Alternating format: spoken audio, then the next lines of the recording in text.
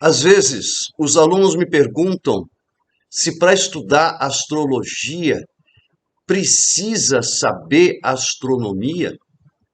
A minha resposta é não, porque aquilo que você precisa saber é aquilo que você aprende ali no da terceira série, quarta série, quinta série, aquele básico é o que você precisa saber. Que o sistema solar é composto de um Sol e de um séquito de planetas, o que é o ano, que é dividido em estações do ano. Sabe essas coisinhas básicas, que a Lua é um satélite do Sol, que os planetas todos orbitam ao redor do Sol, que o Sol nos proporciona luz, vida e calor. Sabe essas coisinhas básicas? É isso que você precisa saber de astronomia. Mas é lógico que você pode saber algumas coisas a mais, você pode se interessar por algumas coisas a mais, sem entrar naquele aspecto extremamente árduo, ou pelo menos era árduo, da astronomia, que são aquele monte de cálculos. Mesmo hoje, para você obter um mapa astrológico, você não precisa mais fazer cálculo. Você entra na internet com os dados de nascimento e tadá! Seu mapa astrológico aparece ali na tela. Aí vem o mais importante, obter informação do mapa astrológico. E você, enfim, as informações que você pode obter do mapa são as mais diversas, sob o enfoque da astrologia tradicional. Um deles é você se tornar uma pessoa mais autoconsciente. E sabe o que a astronomia e a astrologia podem lhe ajudar? Primeiro, provocando uma lobotomia no seu cérebro. Sim, lobotomia. Se você não sabe o que é, procura no Google. Porque te ensinam na escola que todos os astros orbitam, todos os planetas orbitam, revolvem ao redor do Sol. E quando você representa um mapa astrológico, a Terra está no centro. Você viu o que é isso? Mas eu vou além. Não é só isso. Quando você olha para o céu, a impressão que você tem, ou de fato o que você vê, é que você aprende que isso é só uma impressão, é só aparente, de verdade não é bem assim, não é isso que te dizem? Você vê que o Sol nasce no leste, você aprendeu isso terceira série, quem sabe? O Sol nasce lá naquela parte leste do céu. Aí ele se eleva, se eleva, se eleva, culmina, atinge o máximo de altitude e aí começa a descer novamente e se põe em algum lado oeste. E assim fazem todos os astros. Você aprende que quando anoitece surgem as estrelas. Então você tem uma separação aí de noite e dia. Você tem, quando anoitece, que as estrelas se elevam a partir do lado leste e se põem a partir do lado oeste. Mais adiante você aprende que algumas daquelas estrelas não são bem estrelas, são planetas, e alguém lhe aponta, ó, este é Vênus, este é Marte, aquele é Júpiter. E se você tiver sorte de morar numa cidade de quase nada de iluminação, eventualmente você vai conseguir enxergar Saturno. Mercúrio é um caso complicado. Você ainda observa que a Lua tem fases, mas a Lua é um outro papo. Vamos ficar aqui no nosso planeta. Você, se prestar atenção ao longo do ano, vai observar que a direção que o Sol nasce ao longo do ano é diferente. Que, dependendo da época do ano, ele vai nascer cada dia mais à esquerda de uma determinada posição, depois vai retomar o seu movimento para a direita e depois vai retomar para a esquerda. Você vai reparar que isso corresponde a períodos mais frios, mais quentes, com mais vento, mais úmido, com certas mudanças. E isso que você está sentindo conscientemente, que você percebe, ou nem se dá mais conta, porque não está mais consciente disso, porque vive num grande centro urbano. Tudo isso é fato, mas tudo isso é aparente, porque enquanto você vê os astros girarem em torno de você, no fundo, é a Terra que gira em torno do seu próprio eixo. No fundo, é a Terra que gira em torno do Sol. Então, a Terra girando em torno do seu próprio eixo, dá essa impressão que os astros se movem de leste para oeste, noite e dia. O fato da Terra girar em torno do Sol resulta nas 4 estações do ano. Então, o que você percebe de verdade, que são as folhas caindo no outono, as flores nascendo na primavera, os dias mais longos e mais quentes no verão, tudo isso é aparente. Será?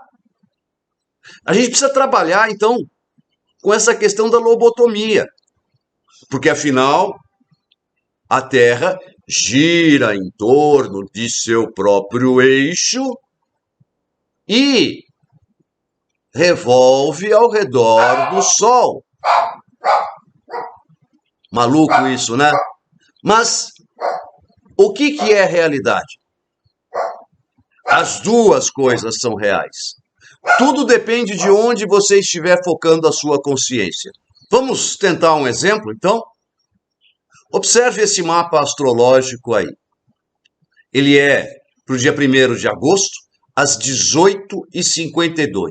O Sol se pôs, em São Paulo, o Sol se pôs, Saturno está à esquerda, que é onde fica o ascendente, e ele está nascendo. Toda essa parte superior, que a gente chama de hemisfério superior, é de noite, porque o Sol está abaixo. Então, o hemisfério superior é o hemisfério que você vê. O hemisfério inferior é o hemisfério que você não vê. O hemisfério inferior, como o Sol está abaixo do horizonte, é o hemisfério diurno. E o hemisfério superior, consequentemente, é o hemisfério noturno. À direita, ou no lado oeste, você tem uma Lua se pondo e Mercúrio bem baixinho próximo do horizonte. Então, esses dois astros seriam os astros visíveis se você olhasse para o céu. Se você pegar aquele programa Stellarium, por exemplo, e tentar configurar o Stellarium na própria web, para o dia 1º de agosto, às 18h52, der um pause no tempo e circular pelos 4 pontos cardeais, você vai constatar que no lado leste, não exatamente na direção cardinal leste, no lado leste, você se depara com Saturno e no lado oeste, você vai se deparar com Mercúrio. Vamos brincar um pouquinho? Vamos ver como é que é. Como é que é isso na real? Esse é o Stellarium. Está marcado aí para 18h52 do dia 1º de agosto de 2022, São Paulo. Mesmas configurações daquele mapinha astrológico. E quando você olha para o lado leste, é diferente de ponto cardial leste. O ponto cardial leste fica no lado leste. Você, que nem no mapa, você observa Saturno ascendendo, porque você aprendeu lá no tempo da Dona Maricota que Saturno se eleva no leste, os astros se elevam no leste. Se Saturno estivesse no oeste, Saturno estaria se pondo no oeste. Vamos dar uma olhada no oeste. Ó, isso que você está vendo aqui, essa paisagem, é o seu horizonte verdadeiro. É o horizonte que você vê e que tem a altura como influência, a curvatura da Terra como influência. Em astronomia, usa-se o horizonte astronômico, que é diferente do horizonte verdadeiro. O horizonte astronômico considera a Terra como um pontinho, e aquele plano perpendicular às coordenadas que você está utilizando como latitude e longitude, as coordenadas geográficas, se tornam o seu horizonte. No lado oeste, você tem Mercúrio e Régulus, estrela da constelação de Leão, se pondo. Veja, diferente do ponto cardeal ou cardinal oeste, que está marcado aí com um Wzinho e um pontinho. Por acaso, você quer perceber a diferença do horizonte verdadeiro para o horizonte astronômico? Simples. Vamos tirar a paisagem? Tiramos a paisagem. O ponto cardinal continua lá no mesmo lugar. E aí você coloca a grade azimutal. Nessa grade azimutal você tem o horizonte astronômico, passando exatamente aqui, ó. Veja, esse é o céu com a luminosidade de uma cidade comum. Esse é o céu que você veria normalmente. Agora, aproveitando isso, veja que essas linhas que estão aqui marcadas, elas já são as coordenadas azimutais ou coordenadas horizontais. As coordenadas horizontais, elas são baseadas no horizonte e no azimute. O azimute o que é? É a direção daquele astro na bússola, tomado como um norte verdadeiro ou geográfico, e a altura. Então vamos lá, aqui nós já podemos ver a altura de um astro, por exemplo, dessa Alphard, é a distância deste zero, que é o horizonte, tomado perpendicularmente até aqui. Se cada uma dessas retículas está dividida em 10 graus, pode-se dizer que aproximadamente Mercúrio está com menos de 1 grau, Alphard está com cerca de 4 graus, em termos de altura. Tudo que estiver abaixo do horizonte terá uma altura negativa. Esta altura é medida do zero, horizonte, até o zênite. O zênite é esse ponto que fica exatamente em cima ou exatamente acima da sua cabeça. Tecnicamente falando, o zênite é aquela linha que parte do centro da Terra, te atravessa por inteiro, passando pela coluna, pelo teu cérebro, que já está com uma lobotomia, sobe, sobe, sobe, sobe, sobe, e vai cruzar a abóbada celeste bem acima da sua cabeça. Lógico, pode conter uma estrela ou não. Vamos descer de novo, vamos descer, descer, descer, e vamos lá para o nosso lado leste, onde nós encontramos Saturno. Se aqui for 90 graus, se para cá nós encontramos o oeste, onde está o norte, o sul está aqui, ó. Então, leste, aqui é sul. Então, de leste para sul, aumenta. Se cada retícula tem 10 graus, Saturno está no azimute, ou direção, de 100 graus. Tá entendido? Ficou claro? Esse é o céu que você vê. O céu que você vê voltando, porque você tem paisagem, você tem prédios, você tem um monte de coisas que te atrapalham. Ele acaba sendo este céu do horizonte verdadeiro.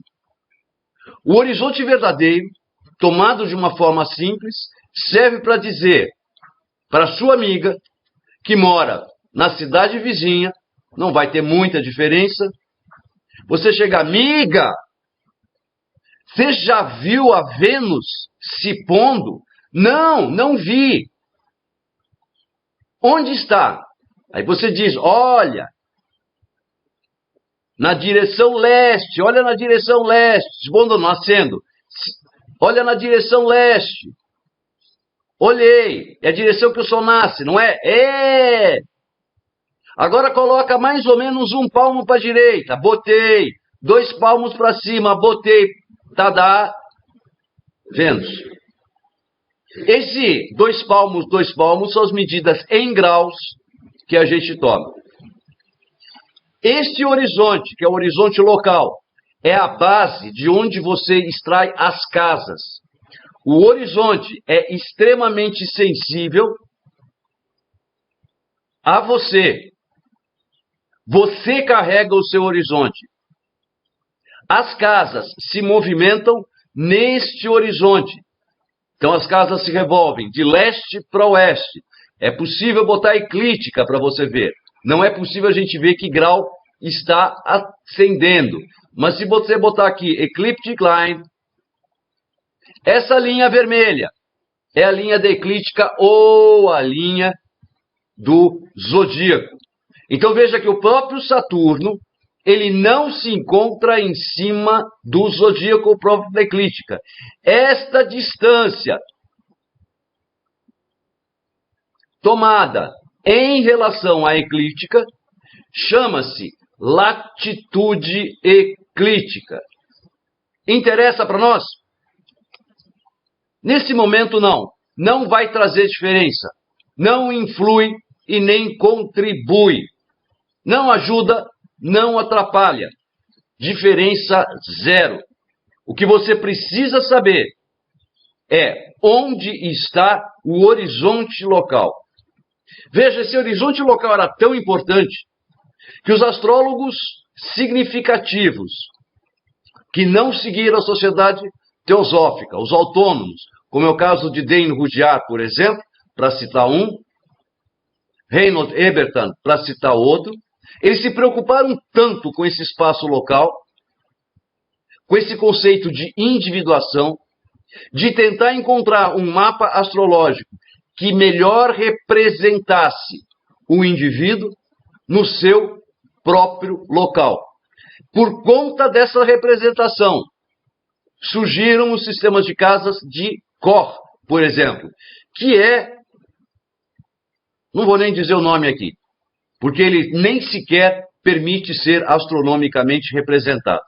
Porém, é para se pensar que Dane Rudhyar, que privilegiou demais essa questão do espaço local, por que ele preferiu campanos, sistemas de casas e campanos? Sistemas de casas são a forma como que a gente vai dividir o nosso espaço local para que ele represente o mundo do indivíduo, da forma com que ele vê. Então, a primeira chave é essa. Vamos a outras questões aqui importantes. Eu vou tirar a grade azimutal e vou colocar a grade equatorial. Quando a gente tem as grades equatoriais, a gente tem representados os polos, o Equador, né? Então, quando a gente tem os polos, este polo que está aqui representado é o polo sul. Cada uma dessas linhas aqui colocadas correspondem a uma latitude. O nosso Equador, que eu estou procurando aqui, ele está localizado aqui, ó. Esse é o nosso Equador. O Equador celeste é um prolongamento do Equador terrestre.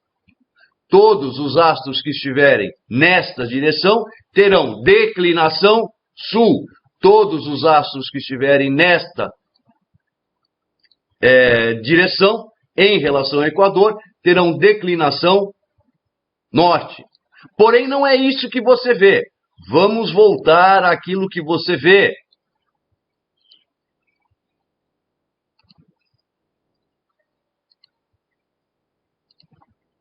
Você viu quanta coisa que eu removi? É isso que você vê. E vamos colocar esse movimento? E vamos olhar para o nosso Saturno. Acompanha comigo um pouco Saturno. Nascendo, aumentando. Eu vou aumentar esse tempo. Observe como é que ele se eleva à medida que eu avanço o tempo. Já são 19h10 e Saturno se elevou. Em contrapartida, lá no nosso hemisfério, no nosso lado oeste, Alphard já se pôs e Régulus está se pondo. Entendido? Claro. Então, nesse momento da nossa lobotomia, eu queria que você visse como os astros se movem de leste para oeste, como eles nascem no leste, como eles se põem no oeste, e que a perspectiva que você vê efetivamente do céu é diferente da perspectiva que lhe ensinam na escola. Razão pela qual você precisa fazer dessa lobotomia.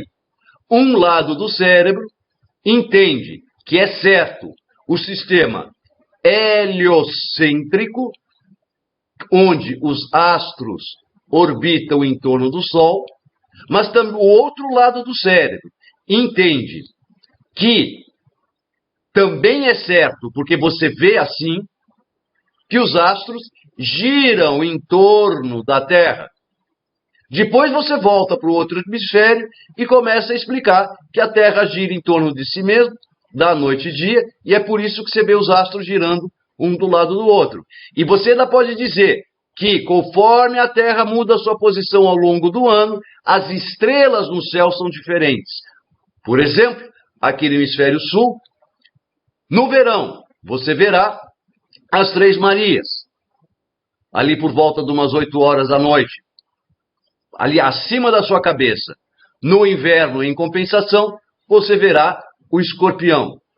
O céu gira em torno de nós. Não! Lobotomia, novamente, é a Terra que ocupa uma diferente posição no espaço em função da órbita que realiza em torno do Sol. Em astrologia, e por isso os astrônomos tiram o maior barato da nossa cara, usa-se a representação geocêntrica. Vamos continuar então com a nossa lobotomia. Primeiro eu gostaria de reforçar, através desta imagem, essa elipse em verde, na verdade representa um círculo, e é o círculo do seu horizonte, que é o teu horizonte visível. O seu horizonte visível é menor do que o horizonte astronômico, embora ele seja representado em graus da mesma forma. Então, 90 graus do círculo e 90 graus de altura. Nele, você tem as coordenadas que são os pontos cardeais, norte, sul, leste e oeste, onde normalmente o zero costuma ser colocado no norte, geográfico, preferencialmente, o leste é 90 graus, sul 180 e o oeste 270 graus de azimute. Observe a posição deste Sol. A representação do Sol no sistema de coordenadas horizontais é feita pelo azimute, que é a direção tomada a partir do norte, e da altura, que é a distância do centro do Sol até o plano do horizonte. Uma representação astrológica é um conjunto, uma relação de 3 sistemas de referência, onde este sistema de referência de coordenadas horizontais, ligadas ao seu espaço local, são as primeiras, mas ainda existe as coordenadas geográficas. Então, quando você pega a latitude e longitude do local onde você se encontra, da cidade onde você nasceu, você está usando coordenadas geográficas. Quando você utiliza as coordenadas do zodíaco, você está usando coordenadas eclípticas. Então, a gente tem a longitude eclíptica, que é o grau do zodíaco, e a latitude, que é pouco empregada no âmbito da astrologia, especialmente na astrologia natal. Na astrologia mundial, a gente utiliza. Tem uma série de indicações extremamente relevantes e importantes, como os parãs, por exemplo. Mas, enfim, o que mais você precisa saber? Que tudo que estiver acima do horizonte é visível. É o hemisfério, no mapa astrológico, corresponde ao hemisfério superior, não necessariamente hemisfério diurno. O hemisfério diurno sempre será aquele ocupado pelo Sol. O hemisfério inferior é onde se encontram os astros que você não vê. Só que vamos fazer uma lobotomia de novo. O fato de você não os ver não significa que eles não existem. Esse é um ponto importante, porque o mesmo vai se aplicar no âmbito da astrologia tradicional. O fato da gente não ver Urano, Netuno e aquele outro carinha ali não significa que eles não existem. Significa apenas que eles não são empregados no âmbito da interpretação da astrologia tradicional. É muito diferente isso de dizer que eles não existem. E a mesma coisa vale. Os astros que estiverem acima do horizonte são os astros que você vê, os astros que você percebe. E em astrologia vale uma regra bem simples, um ditado popular. O que os olhos não veem, o coração não sente. Assim, os astros que se encontrarem abaixo do horizonte não são astros que manifestam a sua ação de uma forma ostensiva, expressiva. Eles funcionam de uma forma um pouco mais subjetiva. Até porque as casas que representam os setores de atividade da vida humana vão corresponder a assuntos mais pessoais, mais subjetivos do que os assuntos objetivos representados das casas que se encontram acima do horizonte, de 7 a 12.